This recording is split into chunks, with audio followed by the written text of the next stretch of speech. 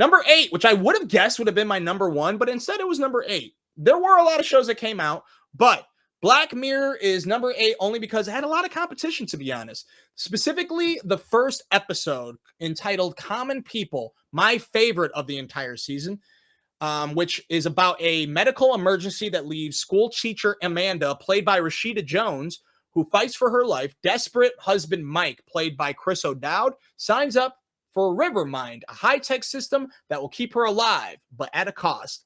Excellent, excellent episode. One of my favorite in Black Mirror history. Equally funny as it is dark. Great special guests in this season, including Issa Rae, Paul Giamatti, and others. Also, but just know Common People is my favorite. There is a sequel to Star Trek, the Star Trek episode, USS Callister. I liked it, just wasn't as strong as the first one. Number 7 in the best shows of 2025. Your Friends and Neighbors. I really wanted this to be number 1 because I really enjoyed it. But again, you put John Hamm in anything and I'm going to watch it, man. It's about a rich guy who loses everything and decides to rob his friends and neighbors. He's a burglar. Sharp writing, funny characters, and interesting characters. Great cinematography. Just fun, guys. It's no Mad Men, but it is excellently paced. And Jonathan Troper, I believe his name is, who's the showrunner, he previously did Warrior, which is an action show about the Tong Wars. So it's crazy that he went from this to that, but excellent job. Number 6, Invincible. Not a fan of animation, not a fan of superhero shows. Well, go fuck yourself. JK. You should watch Invincible. It's a really good show. We talked about it at length on Popcorn Poppin'. This past season, in my eyes, was better than last season. Definitely more consistent, not only with airing, but also with entertainment. My biggest con is Mark's dilemma with self-identity. He kept blaming himself for all these things. And I'm like, dude, shut up. You're invincible. Just keep doing your thing. Then the second to last episode happens, which I don't want to give any spoilers away. But there is a multiverse aspect that's very strong in this season, and I understand why he had an identity crisis in it. But the season finale, oh my God, so good. This fight was so goddamn good. Shout out to Invincible. I want to be you for Halloween. Let's fucking go, season 4. Really excited. Next up, number 5. The Pit. Usually not a fan of medical dramas except for ER.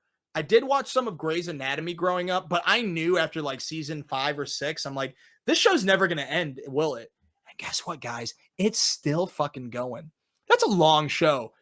This show is so super good. I don't usually like talking about controversy, but behind the camera, but I will mention that this show is being sued by the Michael Crichton estate, and Michael Crichton did ER, which starred Noah Weil. This is very similar to ER. They're saying, no, it isn't, but yes, it is. It's very similar. However, a show that takes place in real time. Each episode is an hour long, and it is an hour in the day. Each episode is an hour of all of their days in this. Where does it take place? Not Philly. Pittsburgh, the Pit. Pittsburgh Hospital. A big tragedy happens towards the end of the show that really picks things up. And I'm like, holy shit, even though the whole show is really like suspenseful and shit, it's really good. It's a little heavy on the what I've learned is you need to be good to people and you need to make sure to check your drugs for fentanyl. Like, there's a lot of life lessons in the show, but that's just me being like an old man being like, I don't want life lessons. I just want everything. I don't like everything to be spelled out to me. However, things are spelled out to you in this show, and it's very good, and apparently it's very medically accurate. So that makes me very excited to see what season 2 is going to bring. Highly recommend. Definitely give it a large. My only con is that it was 1 or 2 episodes too long. I was like, okay, guys, wrap it up. But still, excellent from start to finish. Number 4, Severance. I thought this was going to be number 1, but it's really hard to follow up Severance's first season with something better. I knew it was going to go bigger. You kind of have to with how season 1 ended. And it went bigger. It's just, you can tell they're stretching out the show. I really hope season 3 is the last. I don't really want to talk about it because I've talked about this show at length. Go see my previous videos. But I guess I had never talked about season 2. So pros, the cinematography is A1 in this show. Give acting. Give Mark Scout, played by Adam Scott. Mark Scout, Adam Scott. Give him an Emmy. Give him a fucking Oscar. He's so fucking good in this show. One of the best mystery shows that has a lot of great comedy, but they throw in so much weird shit. The GOAT storyline is so stupid, and I think they know it's stupid, but the best thing to come out of it was Brienne of Tarth. What is that actress's name? Gwendolyn Christie. Her first episode, her second episode, holy shit, she's a badass. Now, the mystery about what's going on with the wife is the best part of the show, and they dance around it a lot, almost too much. There are 2 filler episodes in this series that I fucking hated. Having said that, the finale of this season is incredible. There are 3 episodes that's some of the best episodes in television you'll ever watch. And overall, Poppin'. I still tell people, go watch the show. And Ben Stiller is helped develop the show, and he directs most of the episodes. Shout out to Ben Stiller. Just make sure season 3 is the last. If it's not the last, don't do any filler episodes.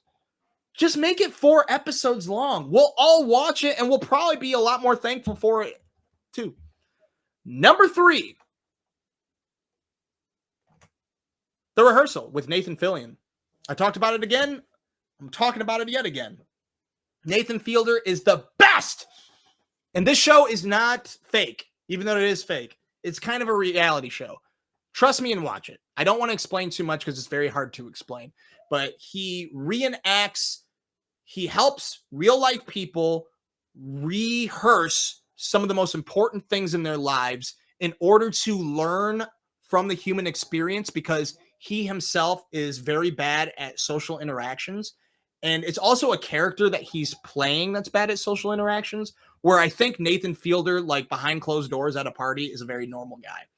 However, the show is so fucking good. First season's a little too weird, specifically the second half. This season is awesome. Check it out on HBO Max Sunday nights. Number 2, The Studio.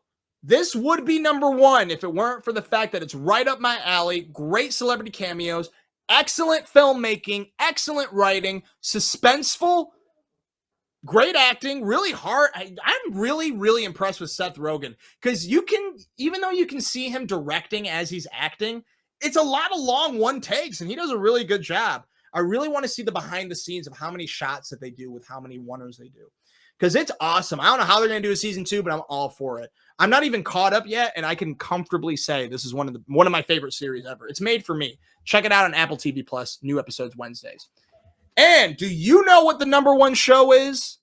The number 1 show of the year is Drewski's Could Have Been Love. Didn't see that coming, did you? A reality show from Popcorn Poppy, who notoriously hates reality shows? Oh, God. That's coming out of my nose.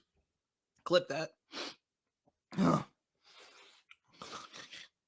Oh, God. That's how much I love it. Could Have Been Love. Oh, fuck, dude. That burns. Could Have Been Love. Drewski, an internet celebrity who hosts a dating competition where singles vie for his heart and a hefty cash reward, leading to unexpected twists and romantic drama. If you love trash TV, this is for you. And what's even better, it's on YouTube.